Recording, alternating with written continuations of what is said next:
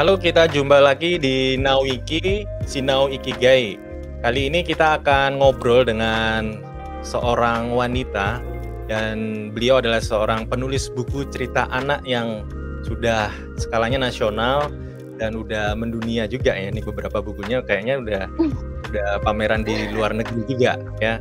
Dan kali ini kita akan belajar bersama Mbak Wati Video itu ya. Dan saya juga ditemani dengan Pak Wiono Ponco Haryo. Dia nanti akan ingin belajar juga itu dari Mbak Wati tentang Ikigai yang sudah dijalani itu ya hingga saat ini. Oke, kita akan langsung ngobrol-ngobrol nih Mbak Wati ya. Ada beberapa hal yang mungkin menarik. Kenapa kok Mbak Wati diundang di Nawiki itu ya? Karena prestasinya itu ya. Dari judulnya bagaimana Mbak Wati ini dengan cerita anak untuk pendidikan Indonesia ya. Nah, saya mau tanya dulu nih Mbak, udah berapa judul buku Mbak ditulis hingga sekarang? Ingat nggak? Atau saking banyaknya nih? Sebentar. Aku sebenarnya pengen ngucapin terima kasih dulu ke tim aku Niko, karena sebenarnya kan awalnya aku tuh cuman ngikuti aja ya, maksudnya belajar gitu kan, belajar hal baru. Terus sekarang tiba-tiba ada di sini gitu kan, terus bertemu dengan Pak Ponco yang memang masih via virtual ya, jadinya agak kaget juga sih. Oke, kalau untuk pertanyaan welcome. Ya, terima kasih sudah diundang. Kemudian untuk pertanyaan Mas Adi ya, jujur aja nih Mas, aku nggak pernah ngitung ya. Mungkin ya, mungkin itu 200-an buku kali ya. 200 judul ya itu ya Mbak ya? Iya. Bukan judul ya, 200 buku. Karena satu buku itu kan ada juga yang isinya 20 judul, 20 cerita maksudnya. Kemudian ada yang 10 cerita. Jadi aku nyebutnya sih bukunya. Mungkin sekitar 200-an buku kali ya. Oke. Iya. Luar biasa. Dari tahun berapa itu Mbak Wati? Dari November 2010. November 2010 itu ya. Masih ingat nggak? Produktif sekali ya. Produktif, sangat produktif. Ya. Karena berarti cinta. setahun. Setahun judul buku ya. Oke Mbak. Ingat nggak judul pertama buku apa Mbak? Masih ingat? Pasti ingat dong. Ingat pasti. Petualangan Lili dan Pino. Jadi itu seorang anak perempuan yang bersahabat dengan hewan-hewan, kemudian melakukan petualangan di hutan, di pantai, terus di mana lagi ya? Aduh lupa. Pokoknya intinya seperti itu ya. Karena aku membayangkan diriku itu sosok itu awalnya, terus suka binatang, terus pengen sekali melakukan perjalanan gitu ya, bertualang ke mana-mana gitu ya melalui cerita itu sih. Oke. Nah, tentu memulai yang pertama itu kan tidak mudah ya Mbak Wati ya. Apa yang membuat apa yang membuat akhirnya rilis memulai untuk menulis buku cerita anak ini? Apa yang menyebabkan Mbak Wati? Perjalanannya sih sebenarnya panjang ya. Maksudnya ketika lulus kuliah aku jadi pengangguran gitu ya, dan nggak berniat untuk melamar pekerjaan karena ngerasa kalau saya tuh susah diatur orangnya mungkin ya. Jadi kayaknya kalau ada bosnya mungkin bakalan bentrok terus gitu ya. Kemudian jiwa seninya juga mungkin jauh lebih tinggi, walaupun saya berlatar belakang di psikologi, tapi saya menyukai sastra di situ sih. Dan sejak kecil memang suka nulis, tapi memang untuk diri sendiri, nggak pernah untuk diterbitkan, dan memang belum mau untuk dipublish ya. Bahkan ketika sekolah ada mading sekolah, saya lebih memilih tanpa identitas, jadi anonim gitu ya. Ketika menempelkan karya atau puisi atau cerpen itu memang nggak mau diketahui. Kemudian titik baliknya sih, saya waktu November 2010 itu ketemu seorang desainer yang juga ternyata ilustrator dan penulis buku anak juga.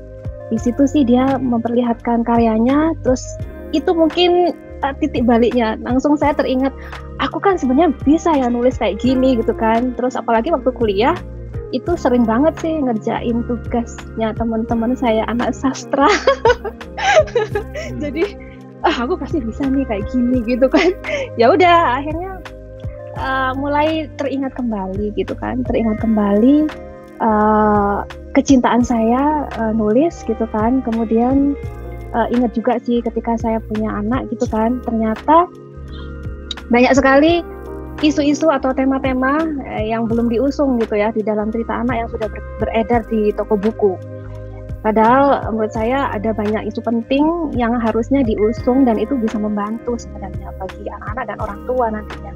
Di situ sih akhirnya tergerak untuk melakukan sesuatu yang saya bisa. Dan kenapa berat?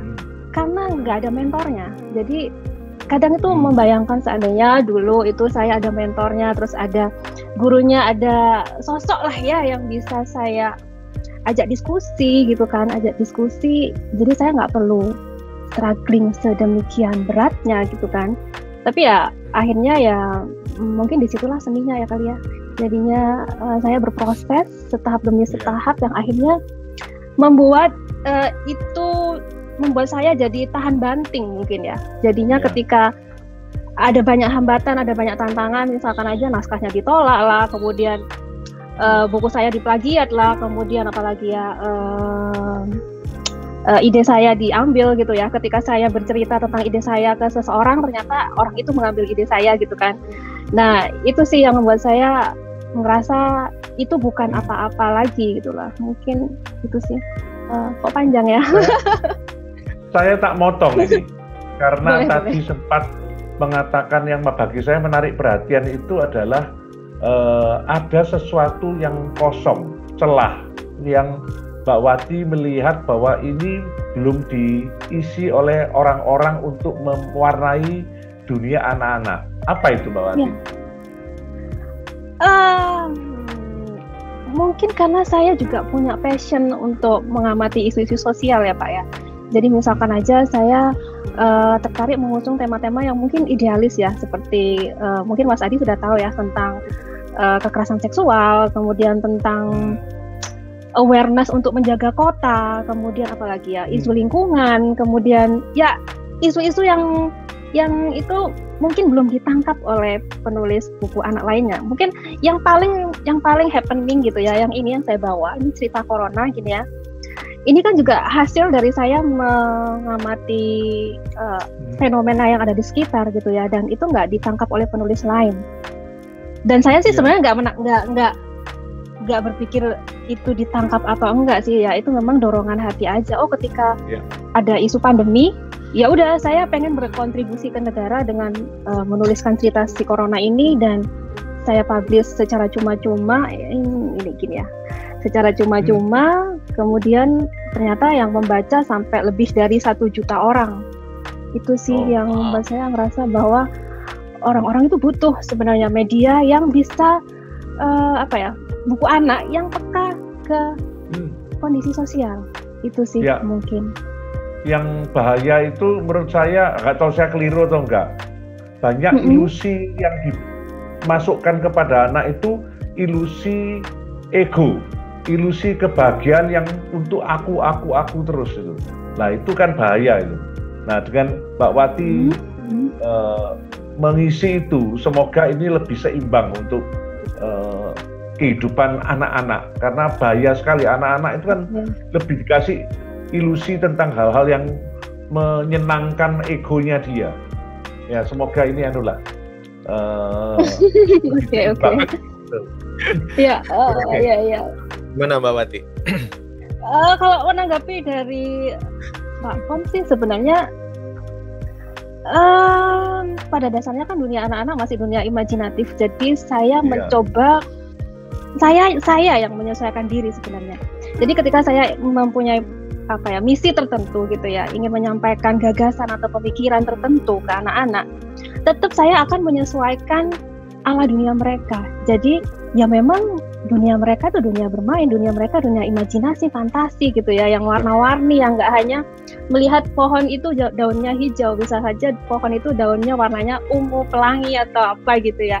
Jadi ya tetap saya akan nyoba beradaptasi, berdiri dengan memakai sepatu mereka, yang akhirnya saya mudah masuk nantinya untuk menyampaikan beberapa gagasan atau pemikiran-pemikiran yang ingin saya sampaikan yang bersifat edukatif tanpa meninggalkan unsur ramah anak itu. Ya, keren. Yang menarik ini saya juga pernah ngobrol juga ya sama Mbak Wati bahwa Mbak Wati ini tidak sendirian ya, artinya banyak bergerak ya, artinya dalam dalam pendidikan anak itu ya, selain lewat buku tapi juga ada beberapa hal yang ceritanya melibatkan dengan ibu-ibu rumah tangga yang terkena dampak COVID sehingga butuh pekerjaan, dan di situ Mbak Wati bisa melibatkan mereka. Mungkin bisa diceritakan Mbak lebih detail tentang hal ini. Sebenarnya kalau bicara soal isu perempuan, sejak dulu saya selalu concern ke isu itu gitu ya Mas, terutama tentang kesetaraan atau pemberdayaan gitu kan. Nah ketika ini kalau bicara soal melibatkan ibu-ibu, itu sebenarnya sebelum pandemi itu sudah melakukan. Jadi buku saya yang Aku Anak Berani itu yang bertema kejahatan perlindungan terhadap kejahatan seksual itu memang ada ular tangganya kan, Mas Adi sudah tahu ya. Seandainya dulu kenal Mas Adi mungkin permainannya lebih keren lagi. Jadi berhubung tahunya ular tangga ya udah ular tangga gitu ya. Terus kenapa sih waktu itu saya membuat ular tangga? Waktu itu pengen sekali buku saya ini nggak hanya terhenti di buku, tapi saya ingin membuat gerakan gitu ya, gerakan yang lebih bersifat massal. Kemudian memakai media ular tangga raksasa itu, dan ular tangga raksasa itu dibawa ke area-area terbuka di Surabaya, ke Taman Bungkul lah, terus ke kemana-mana sebenarnya ya. Dan itu ternyata mampu menarik perhatian. Dan teks-teks dan gambar yang ada di ular tangga itu akhirnya bisa menjadi edukasi juga untuk anak-anak. Karena kan kalau baca buku kan bergantian satu orang ya. Kalau ular tangga dan raksasa itu kan pastinya bisa dimainkan beberapa orang sekaligus gitu kan. Dan di area terbuka pula gitu kan. Orang jadinya wah apa ini gitu kan. Terus baca teks-teksnya, oh ternyata tentang ini, berdialog lah. Saya kemudian anak-anak bermain juga, di situ juga ada dialog. Di situ sih, kemudian ya diposting di media sosial tanpa ada niat apapun sebenarnya. Niatnya ya gerakan offline ya.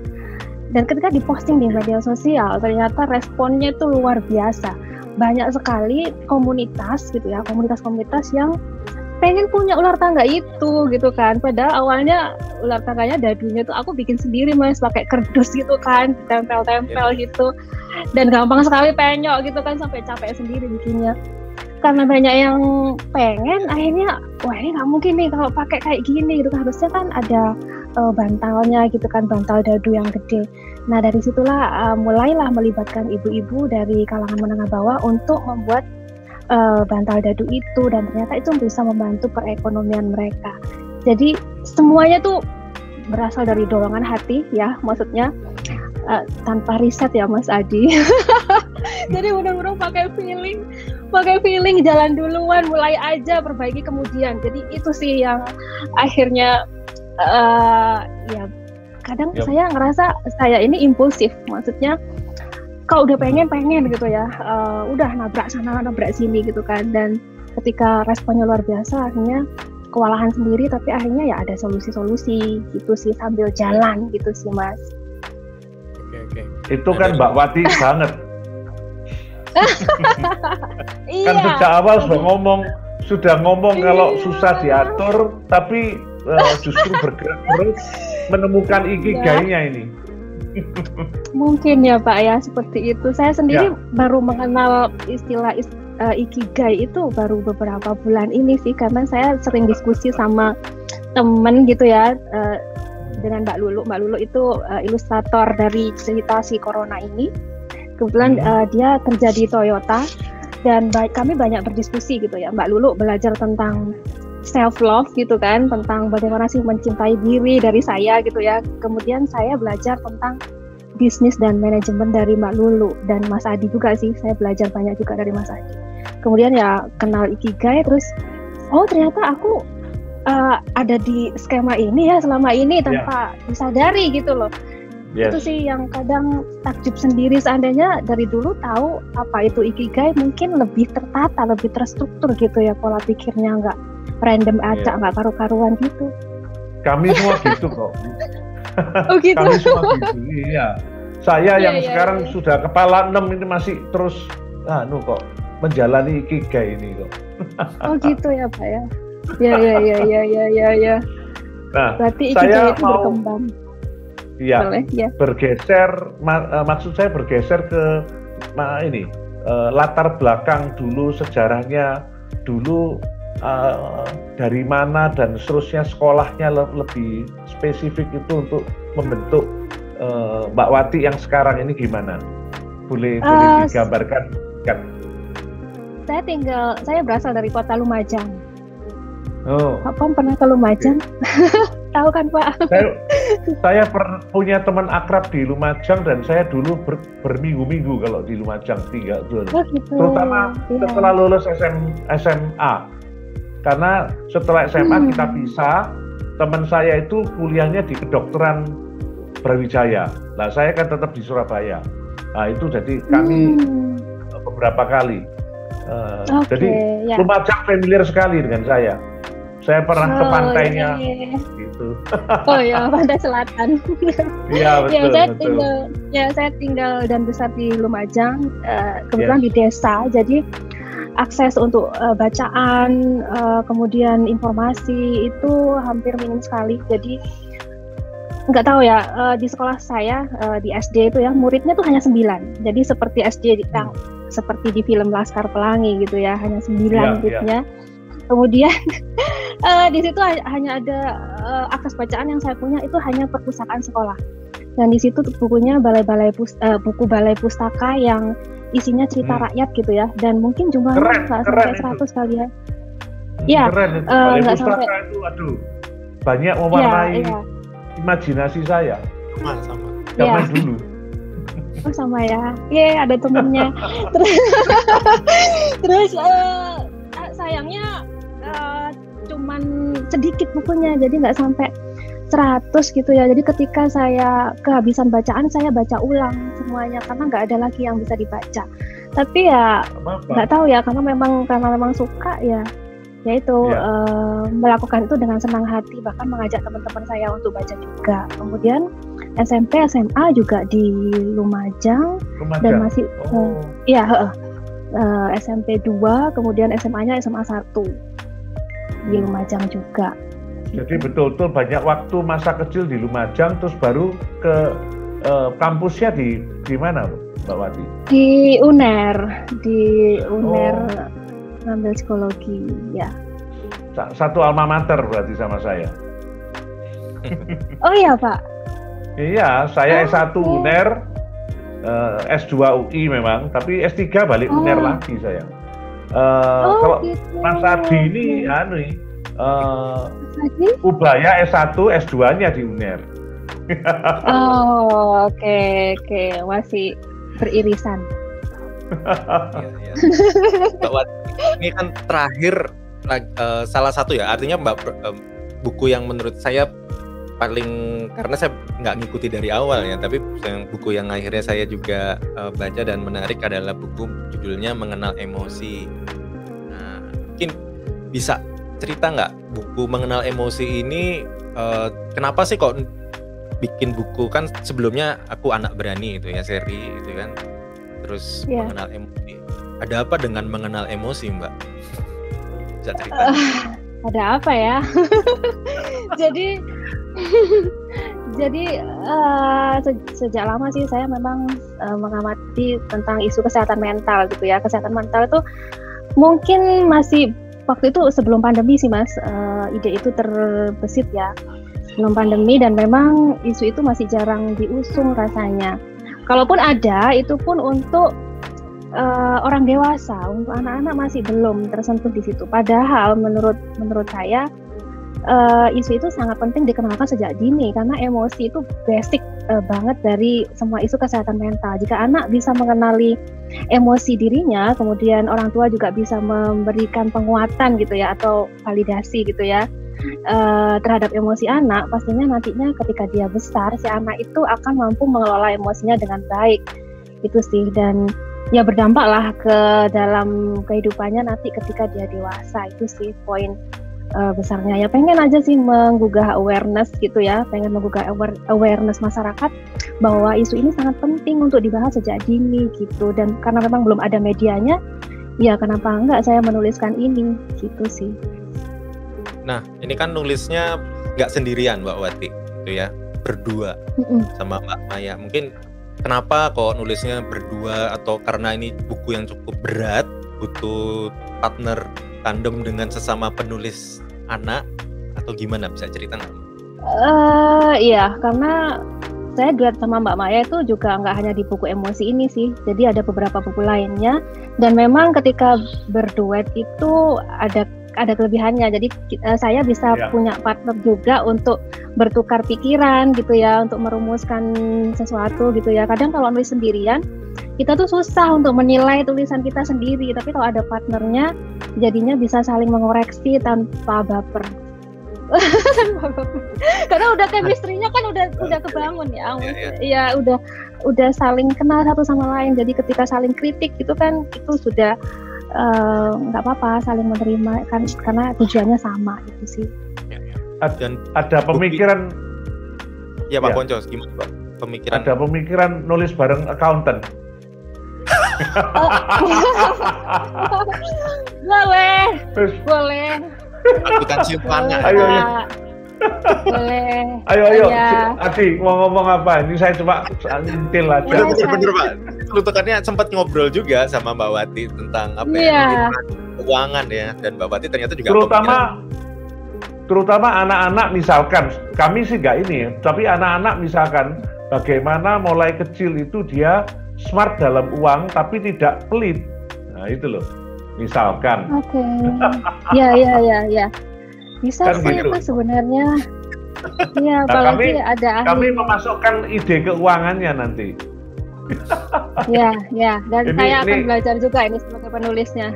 Tawaran kolaborasi ini. Pak Ponco siap punya cucu mungkin ya. buat dongengin kalau jadi eyang itu sudah jadi opa sama cucunya itu cerita nanti pakai buku ceritanya dari Mbak Wati. Dari kita dong, bukan dari saya aja ini kan kolaborasi. Oke. Tapi menurut saya kok perlu itu memang supaya jangan sampai termakan oleh pengajaran dalam tanda kutip yang membuat mereka itu nggak wise dalam hal uang. Jadinya cinta uang, serakah terhadap uang, kan nggak bagus. Ya. Ini kan lingkungan mengajarkan macam-macam yang menuju ke sana. Harus dinetralisir juga. Sepertinya bukan hanya untuk anak-anak ya, tapi untuk orang tuanya juga sih. Jadi saya membayangkan ketika bukunya jadi gitu ya, terus orang tua membacakan gitu, read aloud gitu ya, harapannya orang tua akan refleksi, aku harusnya nggak boleh kayak gini gitu kan. Bisa itu Pak diwujudkan impiannya. Oke, sip. Bagus itu. Nah, ini Mbak, tadi yang mungkin belum saya sempat sampaikan, ini kan Mbak Wati selama ini menulis untuk bersama publisher itu ya, major publisher lah, penerbit besar itu ya. Dan sekarang mungkin tetap jalan juga, tetapi sambil jalan ini saya amati buku yang mengenal emosi di self publish. Nah, mungkin kenapa Mbak? Atau kenapa memilih self publish? Pengen nyoba tantangan baru sih sebenarnya. Bukan untuk profit ya, bukan. Saya orangnya sebenarnya bukan profit oriented ya. Jadi kalau saya runut lagi ke belakang nih Mas ya, ketika kita ngomong tentang ikigai gitu kan, kita kan pasti akan ngomong apa yang kita cintai, apa yang kita kuasai, kemudian apalagi apa yang dunia butuhkan, kemudian apa yang akan kita dapatkan dari segi profit. Sejak awal saya melangkah untuk menjadi seorang penulis, saya bergerak dari apa yang saya cintai dan kuasai aja sebenarnya. Dan belakangan akhirnya tahu bahwa dunia itu butuh bacaan yang memang sesuai dengan kondisi sosial yang ada di sekitar kita gitu ya. Dan kemudian kalau untuk kompensasi yang didapat, sebenarnya kalau profit mungkin semua profesi itu pastinya ya dapat profit ya. Tapi kalau saya mendapati sesuatu yang spesial bagi saya sih ketika saya menjadi seorang penulis. Yang pertama sih, saya mendapatkan ruang untuk berekspresi ya, bebas untuk berekspresi, kemudian bebas berimajinasi, dan itu nggak terbatas ruang dan waktu. Saya bisa melakukan sesuatu itu sesuai yang saya suka, kapanpun, dimanapun saya bisa melakukan itu. Seperti itu. Kemudian yang kedua, saya mendapatkan ruang untuk pemulihan. Pemulihan itu misalkan aja, kalau ngomong buku Aku Anak Berani terlalu berat ya, karena ini tentang kekerasan seksual. Saya akan memberikan bukan analogi, ini kisah nyata. Misalkan aja saya lagi jalan-jalan ya. Ini bukan misalkan sih, emang beneran. Jadi saya jalan-jalan ke sebuah mall gitu kan, kemudian saya mau buang air kecil gitu ya, ke toilet. Dan di situ antri gitu panjang, tapi tiba-tiba ada seorang ibu yang menggandeng anaknya gitu ya, dan tanpa peduli ke yang lain gitu kan, dia menyerobot antrean dan masuk dengan santainya. Saya bukan tipikal orang yang diam aja, jadi saya tegur gitu kan, ibu mohon maaf, ibu seharusnya ada di belakang karena kami antri. Tapi yang terjadi orangnya cuek-cuek aja, langsung masuk dan kunci pintu gitu. Itu gemes banget jadinya kan. Aduh, langsung di sini rasanya jengkel banget gitu kan, dan itu terbawa sampai pulang gitu kan. Ini terbawa sampai pulang, ngomel-ngomel aja nggak cukup gitu kan. Akhirnya saya memutuskan untuk menuliskan ini dalam sebuah cerita yang akhirnya terbitlah buku ini. Ini saya sudah siapkan ya. Judulnya tentang belajar menghormati orang lain, dan di sini kejadiannya juga di toilet. Ini ada ibu dan anaknya yang menggandeng untuk ke toilet. Jadi di situ saya langsung setiap kejadian jadi inspirasi. Wow. Iya. Jadi setelah saya menuliskan itu, saya merasa lega karena saya memiliki harapan. Oke, saat ini mungkin saya nggak bisa merubah perilaku ibu itu, tapi mungkin saya akan bisa menyampaikan pesan ke anak-anak yang lain untuk ayo kita saling menghormati gitu ya. Ayo kita saling menghormati, kita hargai dong hak orang lain gitu kan. Kita hormati orang yang sudah antri gitu sih. Jadi itu rilis emosi yang saya rasakan. Dan ya pesannya sih hati-hati ya kalau berteman dengan penulis, kalau hatinya disakiti akan ditulis nanti. Dan jadi abadi. Ya, tapi yang repot orang-orang itu jangan-jangan nggak pernah baca, terus nggak pernah juga belajar, nggak tahu, dan dia melakukan itu terus. Ya semoga nanti ada prosesnya sendiri lah. Ya. Oke. Iya. Nah, ini yang penting kan preventif buat yang lain. Ya, yang penting kan buku itu menjadi sebuah preventif buat yang lain. Belajar supaya yang lain. Iya. Iya, jadi itu jadi ruang tersendiri buat saya untuk melampiaskan energi negatif gitu ya. Saya tuangkan dalam bentuk karya.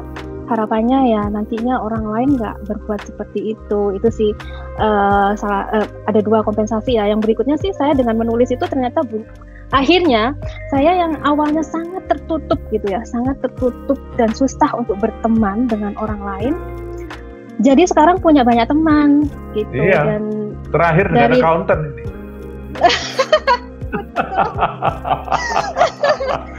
Langsung 4 lagi. Langsung 4 lagi. Itu sesuatu yang nggak bisa dinilai dengan uang kalau menurut saya ya, karena kan dengan punya banyak teman dari latar belakang yang berbeda-beda, saya semakin memperkaya diri saya sendiri, saya semakin banyak belajar. Ya itu hal yang menyenangkan. Menulis itu menyenangkan dan ternyata saya dapat banyak hal yang menyenangkan dan nggak terduga. Iya, kemudian yang lebih luas lagi sih mungkin saya sering berdialog dengan Mas Adi tentang sebuah sistem ya. Dengan menulis buku anak itu tanpa disadari mungkin saya membuat sistem tersendiri akhirnya. Sistem yang lebih ramah anak, sistem pendidikan yang menggugah kesadaran untuk mendapatkan akses bacaan yang sesuai dengan anak, kemudian topik-topiknya yang memang penting, dan ya semoga sih bisa terus meningkatkan kualitas ya. Itu sih Mas. Jadi kalau dikaitkan lagi dengan kenapa kok self-publish, saya ingin mencoba tantangan baru karena selama ini kan memang bersama penerbit terus ya. Tapi bukan berarti saya berhenti nulis untuk penerbit, enggak, karena penerbit itu membesarkan saya. Jadi saya masih ingin terus berkontribusi dengan menulis untuk penerbit. Kemudian ya ternyata ketika saya publish, saya menemukan passion baru juga sih. Passion baru ini bukan di dunia menulis, tapi di dunia bisnis dan manajemen mungkin ya. Makanya harus belajar ke tim Akuniku ini. Terus Siap. mungkin ini di bagian akhir ada sesuatu yang mungkin menjadi sebuah obsesi untuk sekian tahun mendatang mungkin. Apa, Mbak Wati? Obsesi, apa ya? Ini pertanyaannya. Sesuatu yang mengganggu, mengganggu untuk bisa dipikirkan kalau misalkan untuk yang akan datang mesti bagaimana, kalau diberi waktu oleh Tuhan sekian belas tahun lagi atau mungkin ini. Ternyata saya tidak sevisioner itu. Jadi saya sih masih banyak spontannya. Cuman ya saya tetap ingin terus berkarya sih Pak. Intinya sih itu, entah itu nanti apakah karyanya berupa buku aja ataukah hal-hal lain gitu ya. Saya masih terbuka bisa dengan aneka, betul. dengan aneka inovasi, Derivatif ya. dari kata-kata anak ini, dunia anak ini. Iya. Saya sedang belajar untuk membuka diri, belajar banyak hal gitu ya, terutama terkait dengan inovasi tentang berjalan lebih rapi lagi, karena selama ini saya berjalan dengan dorongan hati saja gitu ya, dorongan hati yang itu kadang masih belum terarah. Jadi harapannya sih nanti mungkin dampaknya akan lebih besar lagi ketika itu disusun dengan baik, direncanakan dengan baik. Itu sih. Iya. Oke. Keren. Nah, ini gimana Pak Ponco sekalian closing Ikigai yang sudah bisa belajar banyak dari Mbak Wati gitu ya. Kalau dari Pak Ponco sebagai penutup bagaimana Pak? Gini, kalau kembali pada Ikigai yang kita harus belajar, kita acara Now Iki, Sinau Ikigai, ini saya melihat tanpa ini sadar kita itu sebetulnya tiap orang itu Tuhan itu mengarahkan hidup kita. Jadi kalau menurut saya nggak ada yang salah dengan latar belakang Mbak Wati yang dengan begitu tadi, ya, termasuk dengan karakter yang kelihatannya itu mau bisa melakukan segalanya sendiri. Itu menurut saya itu Tuhan pas sekali untuk mendesain. Yang penting itu tadi, yang kedua yaitu apa? Bagaimana kita memiliki niat baik untuk do something. Menurut saya itu luar biasa Mbak Wati di sana. Jadi dimulai dengan segala macam latar belakang yang sebetulnya itu Tuhan itu sudah memberikan porsi kepada kita masing-masing. Lalu kemudian yang kedua kita punya niat baik untuk kita melakukannya. Kita mulai mengerjakannya. Waktu kita mengerjakannya, disitulah Ikigai semakin nyata kepada kita. Dan saya akhiri dengan poin yang ketiga itu adalah dengan bagaimana menghidupi ya apa yang sudah dikerjakan dengan disertai niat baik dan sebagainya, itu akhirnya itulah Ikigai yang kita hidupi, yang kita dapatkan, dan pasti kita bisa menjalaninya dengan semakin semangat, semakin memiliki passion, semakin kita juga ikhlas apapun yang terjadi, kita bisa lebih ikhlas untuk mendapatkan Ikigai tersebut. Demikian kalau dari saya. Mungkin Mbak Wati sekarang yang komentar untuk menutup. Boleh. Gimana? Closing mungkin ada sesuatu yang mau disampaikan dari Mbak Wati belum kita akhiri. Buat teman-teman yang mungkin mau jadi penulis lah atau siapapun yang ingin menemukan Ikigai, bisa belajar apa dari Mbak Wati? Bergeraklah dari sesuatu yang dicintai ya, karena dari situlah muncul aneka keajaiban yang mungkin kita nggak akan sangka-sangka. Itu aja mungkin. Sweet closing. Ya. Oke, Yes. terima kasih banyak Mbak Wati Ideo. Teman-teman jangan lupa untuk Sama-sama. follow Instagramnya @watiideo itu ya. Nggak salah saya cek sudah 500.000 lebih nih followersnya. Wow. Dia sudah selebritis lah nih, selegram ini ya. Terima kasih juga. Tapi dari kebaikan ya, beliau bukan memulainya Betul. untuk dengan Itu apa dia. ya? Dengan sesuatu yang aneh-aneh apa ya, kan banyak ya selegram yang bikin sensasi itu. bikin dapat followers, tapi beliau dengan apa ya, dengan hatinya itu ya menemukan ikigainya dan itu Ya. ternyata works itu ya. Orang-orang yang berada di lingkaran followersnya Mbak Wati saya yakin adalah orang-orang yang banyak pengen belajar dan Betul. belajar sesuatu dari Mbak Wati. Terima Yes. kasih juga Pak Ponco atas apa ya tadi mengorek gitu ya. Ternyata ada satu pola ya dari ikigai Mbak Wati yang mungkin dari pembicara sebelumnya juga kita melihat ada kemiripan itu ya Pak Pon ya. Yes. Yuk. Nah, saya rasa itu ya teman-teman. Terima kasih. Jangan lupa untuk follow, klik subscribe akun Niku Channel. Teman-teman juga akan biar nggak ketinggalan tuh ya video-video yang membahas tentang bagaimana orang-orang hebat ya di sekitar kita, tokoh-tokoh yang kita bisa hadirkan di sini menemukan jalan ikigainya, dan itu bukan jalan yang mudah, tetapi bisa kita capai kalau kita punya hati yang baik. Itu yang bisa saya sampaikan, pelajari dari Mbak Wati, Pak Wonco. Terima kasih. Kita ketemu lagi di Sama-sama. Yes. Terima episode kasih. yang nggak kalah seru. Yes.